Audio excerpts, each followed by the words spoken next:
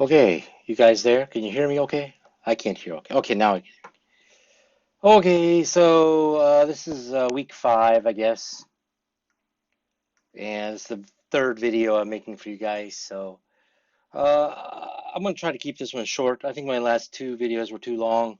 And once, as always, at the end, I'll have some situations, and you can kind of respond to the situations. Imagine the situation in your mind, and then ask yourself what you would say to somebody. Okay, so right now I'm going to continue. We're working with book 2, Touchstone, book 2, and I think this is page 26. Yeah, it is.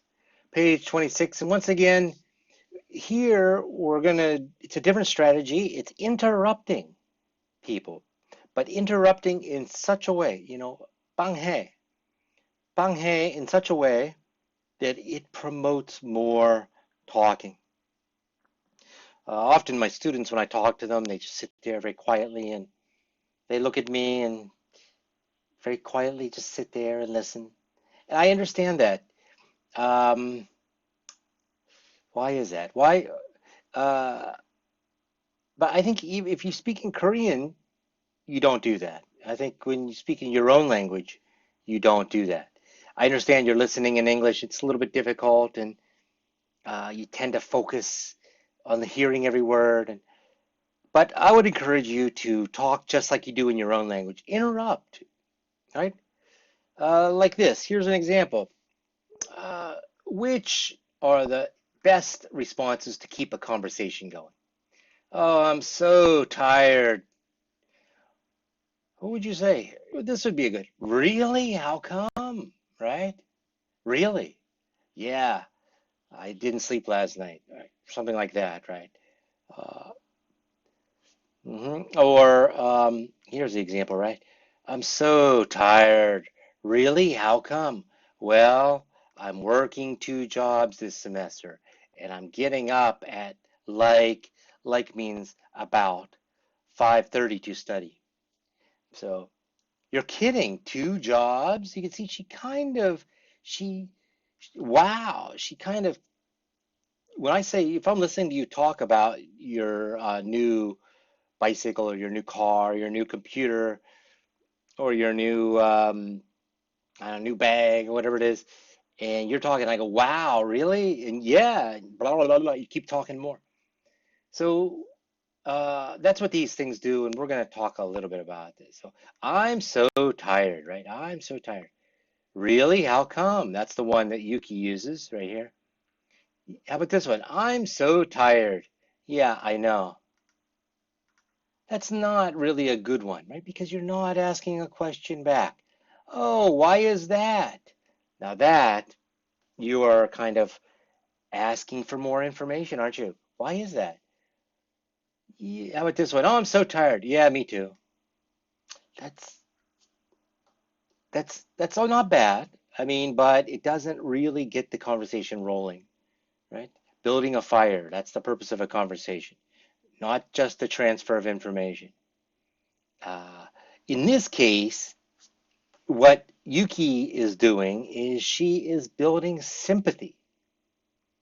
She's building sympathy. Yeah. Right. Oh, right. Especially if somebody's sick, right? You can think of it. Think of how many times has somebody said something sick or, oh, I have a headache, right? I have a toothache. Oh, you know, did you make an appointment with a dentist? Right? I have a stomach ache. Oh, I have a coronavirus or something like that. I have a fever. I think I'm getting a flu. Right. Oh, really? Maybe you should go to one of the testing centers or something. Maybe you should call the government, some doctor, find out if you should get checked out for the coronavirus. Or maybe, or have this one. I have a fever. I think you can say, well, uh, really, did you get the flu shots? You can look at it this way, right? So these are kind of situations where people are not feeling great, or these are not just normal everyday situations, right? These are situations where people are either feeling really good, not great. That's when you use these words, right? Unusual circumstances, right? How about this one? I'm so tired. Well, you look tired. Are you busy at work? Right? That's sympathizing. Now, sympathizing is a I think it happens a lot more in the United States than it does in Korea, probably more in Western countries, because in Korea, uh, when somebody has a problem or when somebody says something, often situational, everything is situational. It's one of the things I like about Korea and Asia in general. There's things are situational. If you have a problem, there's kind of a nunchi that the other person has, and they can kind of catch the right thing to say at the right moment, right? There's a kind of proper response. You can see this even in the Japanese when two Japanese people are eating ramen together. They're not sitting across from each other. They're sitting side by. They share a kind of a point of view, right? Already, right? They're sharing a kind of a nunchi. They're sharing a common space for being together. And as you know, and I think Korea is somewhere similar to Japan, but maybe also has its own style, maybe a little bit more of a Western style. In Western countries, people generally sit across from each other. And what we do is we talk. Oh, I'm not feeling good. Oh, why is that? And we try to get inside each other's minds this way, right? We try to explore, sympathize with each other. Um, that's a little bit different kind of situation. That's why we interrupt so much. I think that's uh, we try to psychologize each other, right? When two Americans or go on a date, they're not sitting side by side like the two Japanese are. They're sitting like this, having a coffee and asking each other questions, trying to get inside each other's minds, right? Trying to understand the situation, right? So that's really what we're doing here. They're kind of sympathizing, right? Right. Okay. So yeah. So for you're kidding. Two jobs? Wow. Yeah, just for a couple months. I'm working in a supermarket after class, and I have a regular job at a restaurant till 11. Oh, that's late. So what time do you go to bed? Right? That's a perfect response. About 1:30. He would have said this probably anyway, but she shows her interest in what he's going through. She shows her sympathy, right? Gosh, you're only getting about 4 hours sleep? That's not much, right? So there's the conversation, and there's more on the next page. Uh, yeah, so let's take a look at these first. And then I'm gonna try to finish this a little bit earlier than usual. Showing surprise, right? Use the expression to show surprise and get people talking. Hmm. In formal conversations, you should use, oh, really? But these are a little bit more informal. Okay? Oh, really? Wow. Oh, wow. No way. Right? If you feel really comfortable with somebody, you can say, no way. Right? You can do all kinds of things. Just get out of here. Right? I only got, uh, in fact, it's a true story. Just Sunday morning, I got up at 6 a.m. I only got 1 hour of sleep, and I met my friends. We took the train up to Gapyeong. Gapyeong, it's about 80, 90 kilometers away by bike. We took the train there and we rode the bikes all the way back to Seoul, all the way back to my house. It was about 90 kilometers, and we were going 30 kilometers per hour average through the whole thing, and 1 hour sleep, right? So if I was going to tell you that story, you would say, no way, 1 hour? How did you feel afterwards? Like this, right? Yeah. Ask a question after you say surprise, right? How about this one? Gosh, oh my gosh. This is a polite way to say, oh my God. Some people might get offended if you say, oh my God. I remember, I'm not religious myself, but I remember when I first came to Korea and there's a comedian about 20 years ago, and his line was, "Oh my God." I think that's kind of a gag line in Korea, and I was kind of thrown by it, even though I'm not religious. I was kind of surprised. Oh my gosh is more polite. You don't want to. It's by putting sh there, you make it very innocent. If I had said to my mom and dad when I was young, "Oh my God," or "God," uh, I probably would have got. It's a little bit strict, right? But oh my gosh is something children can say to your grandparents.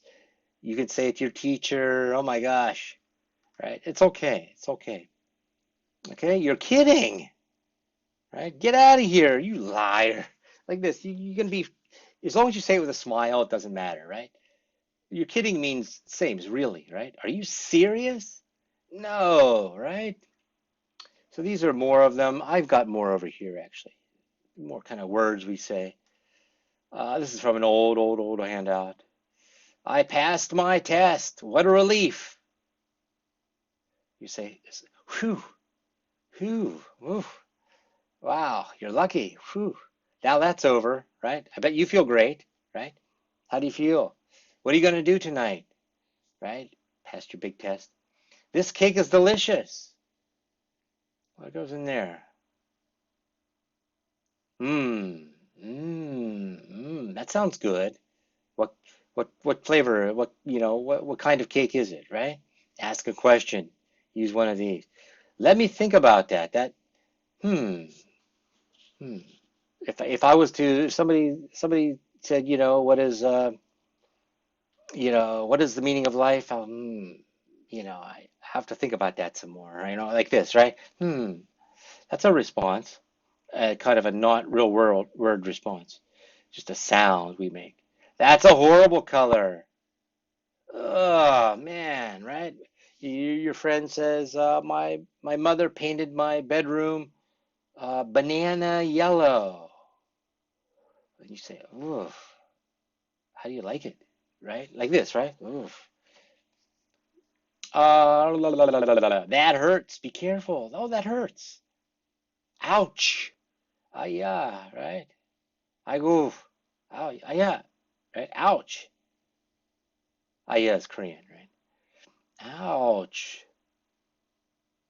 Be careful, right? That hurts. Be careful. Ouch. There's a policeman. We're in trouble. Uh-oh.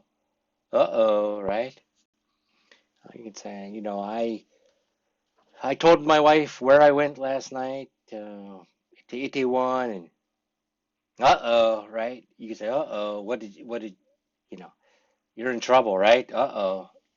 That's another response instead of gosh, or, right? These are a little bit more specific. That's an amazing story. I think that's wow, right? Wow. Did I miss one? Wow. And this coffee tastes disgusting. Yuck, right? Think about that in that some markets there in China, they eat bats, right? Yuck, right? I had right? Those bugs, grasshoppers while I was in Thailand. Yuck. Was it good? Really? Yuck. How did it taste? Right? I dropped my pen. Uh-oh. Oh no. Oops. Sorry. Uh-oh. That's when the police come. Oh, you could also use uh-oh. But oops. Oops. When something bad happens, when something kind of an accident, you step on somebody's toe. Oops. I use that a lot. Yeah. But something happens, I say, oops, what did you do then? Right. Okay, so that's just more of those. What I'm going to do uh, for the conversation part below this video is I'm just going to give you situations like this. I love sleeping on late on weekends. I get up around 2:30 on Saturdays. Now, see, that's an extreme, unusual situation. You would express surprise at this, right? Uh, the best conversations usually have some surprise, right? You don't tell, you don't, you don't tell your friends boring stories, do you? No, I think we tell them interesting things. I get up around 2:30 on Saturdays. What would you say then? Really? Wow. What time did you go to bed? You know. use some of these. You would want to ask a question afterwards. That's one thing I think I mentioned in your conversations when I in the last 2 weeks. I think it's really important to respond with another question, right? Don't, yeah, that's the most important thing. This magazine says too much sleep is bad for you. Really? You're kidding. I get 10 hours a night. Is that bad? 10 hours a night. I need 10 hours a night. How about this one? I have the same dream every night. Every night? Who would you say? You're kidding. Are you serious? What do you dream about? That's if you have the same dream every night, man, think about that. Something weird's going on, right? You don't just, yeah. So, really? Are you serious? Okay. Anyway, uh, I'm going to put a bunch of questions up there, situations like this, and you can reply using these ones.